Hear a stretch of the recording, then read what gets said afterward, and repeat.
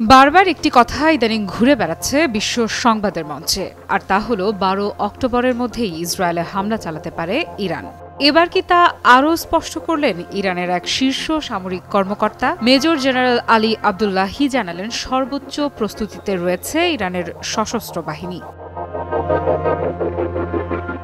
কখনো কি ভেবেছেন যুদ্ধ মানে কেবল অস্ত্র নয়, যুদ্ধ মানে মানসিক প্রস্তুতিও? ইরান যেন সেই কথাটি আবার মনে করিয়ে দিল দৃঢ়ভাবে।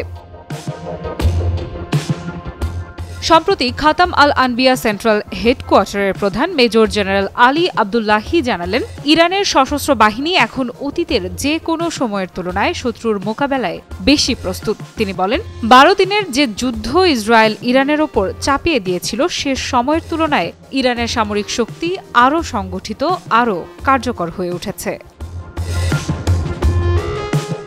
নিশ্চিতভাবেই মনে প্রশ্ন জাগে, একটি দেশ কিভাবে যুদ্ধের পর আরও শক্তিশালী হয়ে ওঠে? উত্তর লুকিয়ে আছে ঐক্যে, নেতৃত্বে আর আত্মবিশ্বাসে। আবদুল্লাহি বলেন, আমাদের জনগণ ও সেনারা একসঙ্গে লড়েছে যেভাবে লড়েছিল 8 বছরের ইরান ইরাকের বিধ্বংসী যুদ্ধে। সেই পুরনো স্মৃতি যেন আবার ফিরে এসেছে। তখনও আক্রমণ হয়েছিল, কিন্তু পতন হয়নি। আজও তাই।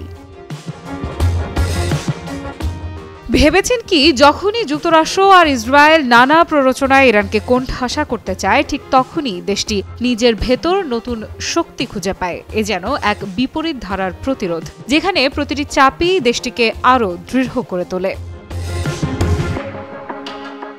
মেজর জেনারেল আবদুল্লাহি বলেন, আমাদের সেনারা এখন আরও সজ্জিত, আরও সংগঠিত এবং আগের চেয়ে বেশি সাফল্য অর্জন করেছে। এই সাফল্য কি শুধু সামরিক নাকি রাজনৈতিকও? কারণ ইরান এখন শুধু প্রতিরক্ষা নয়, কৌশলগত ভারসাম্যের দিক থেকেও এক নতুন অধ্যায় লিখছে।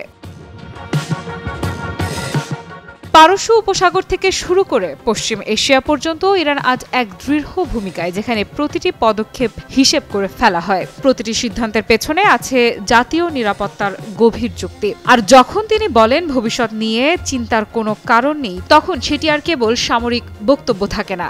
এই বার্তা জানায় ইরান ভয় পায় না, বরং প্রস্তুতি নিয়েই এগিয়ে চলে।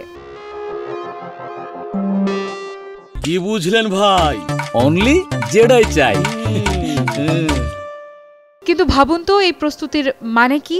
এটি কি কেবল অস্ত্রের ঝলক, নাকি এক জাতির দৃঢ় মনোভাব? যখন চারপাশে মিডিয়া ও মনস্তাত্ত্বিক যুদ্ধ ইরানের ভেতরে বিভাজন আনতে চায়, ঠিক তখনই জনগণ আর সেনাবাহিনী এক সুরে বলে ওঠে, আমরা এক।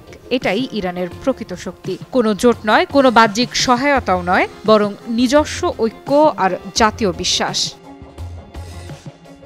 আফরিদা ইফরাত, নিউজ 24।